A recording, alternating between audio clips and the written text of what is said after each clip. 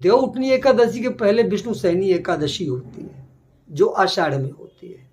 गुप्त नवरात्रि, आषाढ़ की गुप्त नवरात्रि देव आराधित नवरात्रि है, जिसमें माँ काली का आराधन किया जाता है आषाढ़ शुक्ल पक्ष के प्रतिपदा से नवमी तक, जिसमें योग निद्रा का आवाहन होता है और 10वीं को पूर्ण रूप से वो अपनी 10 महाविद्या के साथ प्रकट होती है और 11वें दिन भगवान नारायण के शरीर में प्रवेश कर योग निद्रा में उन्हें ले लेती है।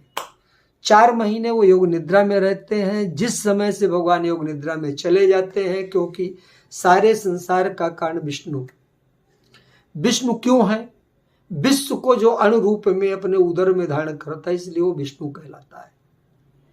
विष्णु सैनी ही एकादशी कहती है, विष्णु उष्टनी ही एकादशी कहलाती है, कार्तिक की जो अब देवउठनी कहते हैं। तो विष्णु सैनी एकादशी का मतलब है कि सारा ब्रह्मांड ही सो रहा है,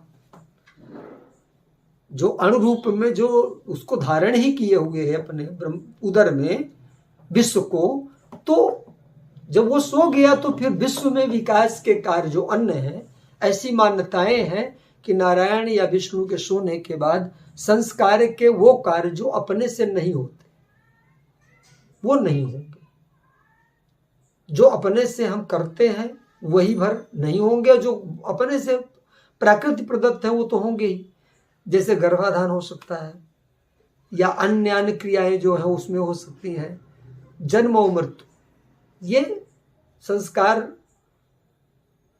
बाधित नहीं है, क्योंकि ये परमात्मा के हाथ में है। जो अन्य संस्कार हम अपने से करते हैं या अपने अभ्युदय के लिए कोई कार्य करते हैं, घर का निर्माण करते हैं, या हम गृह प्रवेश करते हैं, या हम कर्णवेद करते हैं, मुंडन करते हैं, चतुर्मास में सारे कार्य वर्जित हैं, इनको नहीं करना चाहिए। और देवउठनी एकादशी का मतलब भगवान का जागरण है। ये उत्साह इसलिए हम दीपावली से लेकर काल रात्रि का उस दिन प्रादुर्भाव होता है, जिसे निशीथ काल में काल रात्रि पूजन कहा गया है। उस दिन से माँ अपने संयम से उनके शरीर से निकलना चालू करती 11 दिन में, और एकादशी को पूर्ण रूप से उनके शरीर का परित्याग करके भगवान उठ जाते हैं और संस्कार सारे होने लगते हैं, हम आनंद में रहते हैं। इसलिए इसका बड़ा महत्व है। देवउठनी एकादशी उसे कहते हैं।